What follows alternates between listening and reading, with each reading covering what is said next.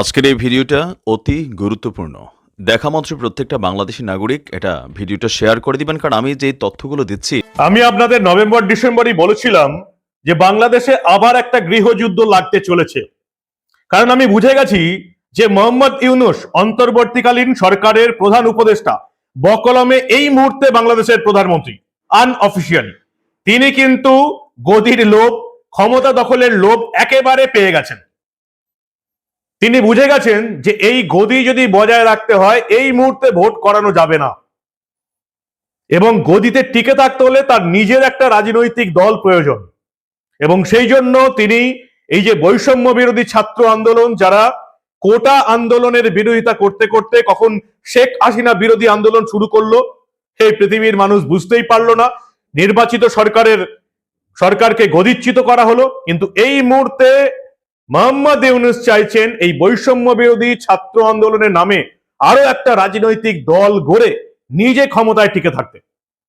তার এই অসৎ উদ্দেশ্য কিন্তু বুঝে ফেলেছে জামাত এবং বিএনপি, এবং জামাতের পুরোপুরি নির্দেশেই এই মুহূর্তে চলছেন মোহাম্মদ ইউনূস।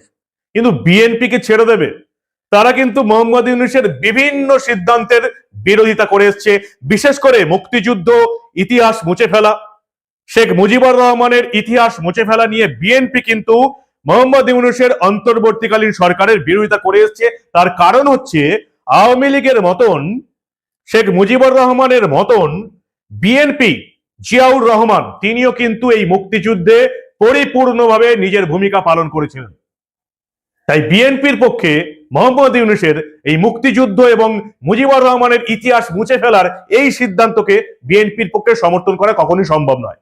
অন্যদিকে মোহাম্মদ ইউনূস আবার নিজের গদি বজায় রাখতে ভোটটা কবে করাবেন নিজে বলেছেন একেবারে 2025-এর শেষে।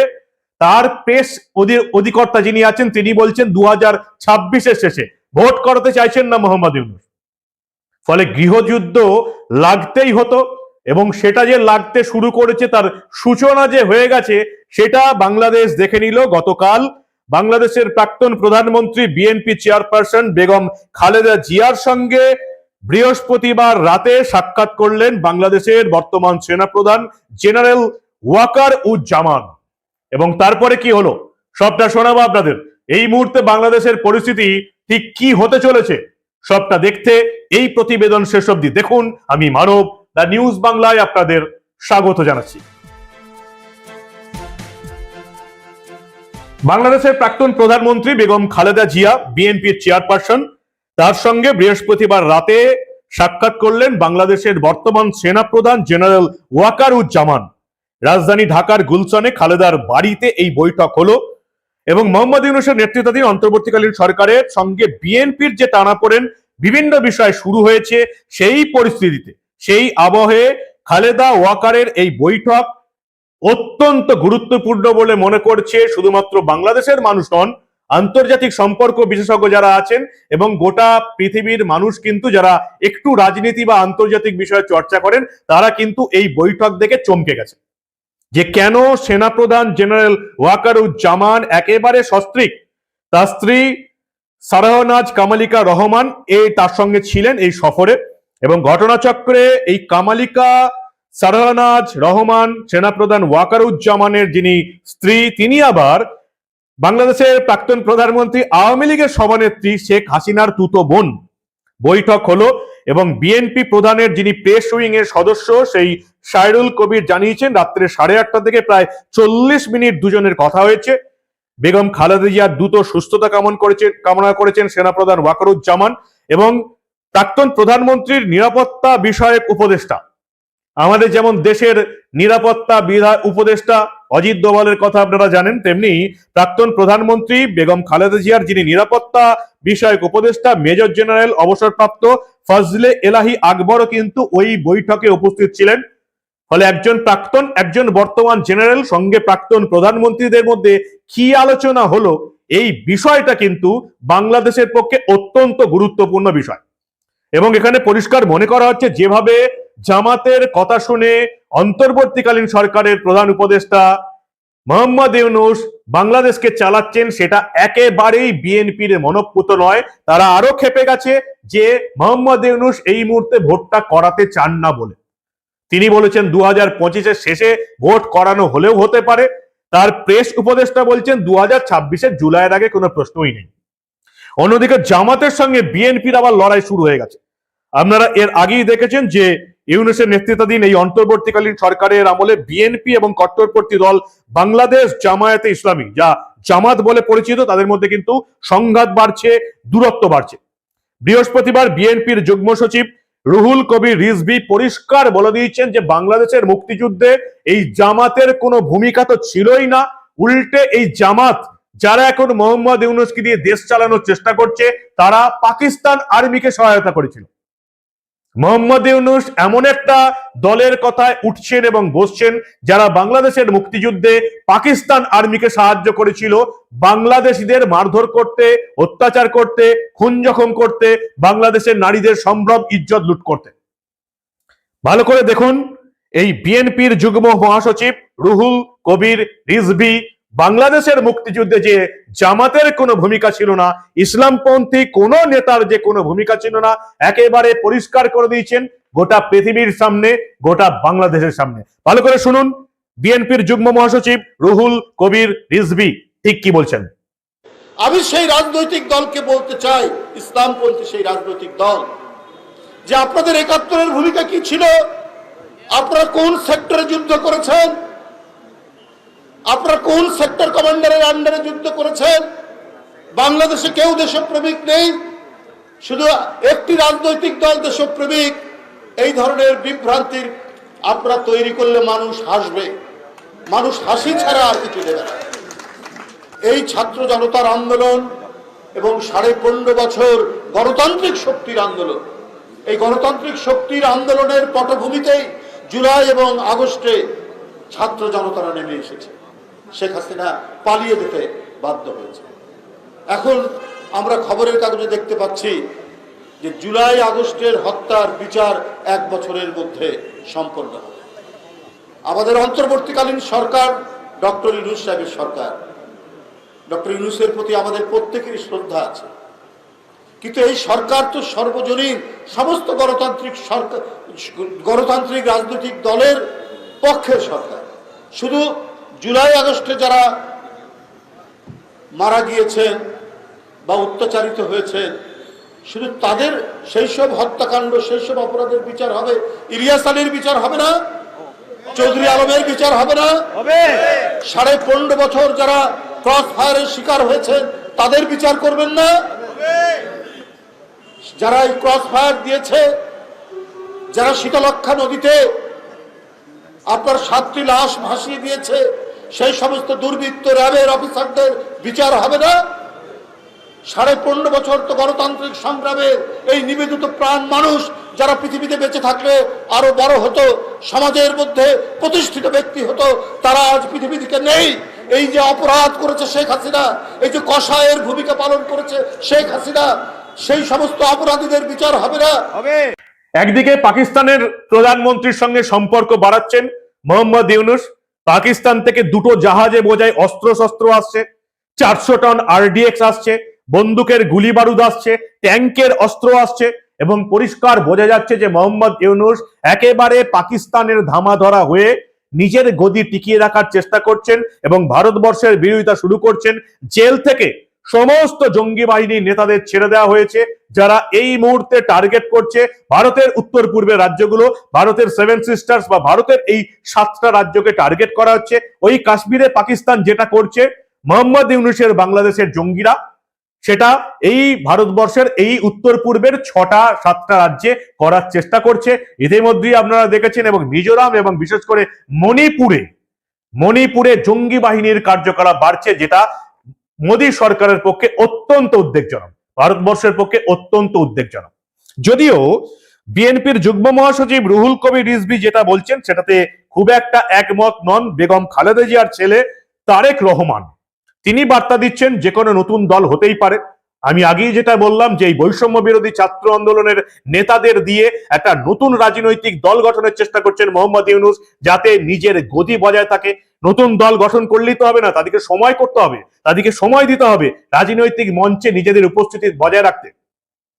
ফলে এই 2টো বছর 2025, 2026 এই বৈষম্য বিরোধী ছাত্র আন্দোলনের নেতাদের নতুন রাজনৈতিক দলকে সময় দিতে চাইছেন মোহাম্মদ ইউনূস নির্বাচন ক্ষেত্রে সংস্কারের নাম করে। এবং সেটাকেই বলছেন, সেটাকে স্বীকার করে নিয়েছেন তারেক রহমান। তিনি বলছেন বাংলাদেশের সংবিধান অনুযায়ী তো নতুন রাজনৈতিক দল হতেই পারে। তারেক রহমান আবার এই রুহুল কবির রিজভির মতন অতটাও আক্রমণাত্মক নন। খালেদা জিয়ার ছেলে তারেক রহমান কি বললেন সেটাও দেখুন আপনারা। প্রতিষ্ঠিত বর্তমান অন্তর্বর্তীকালীন সরকারের ব্যর্থতা বাংলাদেশের গণতন্ত্রের পক্ষের শক্তির দেখতে চায় না। দেশে প্রয়োজনে আরো নতুন রাজনৈতিক দলের উত্থান ঘটবে, এটি গণতান্ত্রিক রীতি, এ নিয়ে বিচলিত হবার কোনোই কিছু নেই। রাষ্ট্র ও রাজনীতির প্রয়োজনে বিএনপি সকল গণতান্ত্রিক উদ্যোগকে স্বাগত জানায়। বিএনপি তার জন্মলগ্ন থেকে আজ পর্যন্ত সকল পরিস্থিতিতে সকল সময় বহু দল বহু মতের চর্চার পক্ষে, যা মহাসচিব সাহেবও তার বক্তব্যে উল্লেখ করেছেন। এক্ষেত্রে বিএনপির দৃষ্টিভঙ্গি অত্যন্ত স্বচ্ছ। জনগণ কোনো রাজনৈতিক দলকে গ্রহণ করবে কিংবা বর্জন করবে, নির্বাচনের মাধ্যমে সেই রায় দেবে জনগণের আদালত। তবে যারা জনগণের আদালতের রায়ের মুখোমুখি হতে ভয় পায় কিংবা যাদের ভিন্ন কোনো উদ্দেশ্য রয়েছে, তারাই নির্বাচন অনুষ্ঠান নিয়ে নানা রকম বিভ্রান্তি সৃষ্টি করে। তবে এই বৈঠকের পর রাজনৈতিক পর্যবেক্ষকরা বলছেন যে ইউনূস জমানায় যেভাবে জামাতের প্রভাব ক্রমশ বাড়ছে, তাতে কিন্তু বিএনপি চোখে সর্ষে ফুল দেখছে। বিএনপি পরিষ্কার বুঝে গেছে এমনও দিন আসতে পারে যেখানে এই মোহাম্মদ ইউনূসের অন্তর্বর্তীকালীন সরকার, তাদের উপদেষ্টা মণ্ডলী, বৈষম্য বিরোধী ছাত্র আন্দোলন এতটা উগ্র মৌলবাদীর ব্যবস্থাটা চালিয়ে যেতে পারে বাংলাদেশে জামাতের সহযোগিতায়। সেক্ষেত্রে ঠিক যেমন হাসিনার আওয়ামী লীগকে ছুঁড়ে ফেলে দেওয়ার চেষ্টা চলছে, সেরকম বেগম খালেদা জিয়ার বিএনপিকেও ছুঁড়ে ফেলে দেওয়ার একটা চেষ্টা চলছে। এটা কিন্তু তারা বুঝে গেছেন। ফলে এই বৈঠক এবং এই বৈঠকে কি আলোচনা হয়েছে কেউ জানে না। একেবারে গোপন বৈঠক করলেন বেগম খালেদা জিয়া এবং পাকিস্তানের সেনাপ্রধান জেনারেল ওয়াকারুজ্জামান। এবং এই বৈঠকের পর জামাত এবং অন্তর্বর্তীকালীন সরকার কিন্তু একেবারে চিন্তায় পড়ে গেছেন যে ঠিক কি হতে চলেছে, ঠিক কি হতে চলেছে। আমার মনে হয় না মোহাম্মদ ইউনূস এইভাবে 2025-এর শেষ 2026-এর শেষ গাজরের লোভ দেখিয়ে এই বাংলাদেশি ছাগলদের ভোট পর্যন্ত আটকে রাখতে পারবেন। বিএনপি বিদ্রোহ শুরু করে দিয়েছে এবং সেই বিদ্রোহে যদি বাংলাদেশের সেনাবাহিনী অংশগ্রহণ করে, তাহলে কিন্তু একেবারে এই বাংলাদেশের নতুন যে সরকারটা চলছে, অন্তর্বর্তীকালীন সরকার চলছে, তাদের পক্ষেও বিপদ, জামাতের পক্ষেও বিপদ। এই যেমন জেনারেল ওয়াকারুজ্জামান কিন্তু এই শেখ হাসিনা সরকারের পদচ্যুত হওয়ার পর কিন্তু নিজে উদ্যোগ নিয়ে সেনাবাহিনীর তরফ থেকে সর্বদলের একটা বৈঠক ডেকেছিলেন, অবশ্যই আওয়ামী লীগ ছাড়া।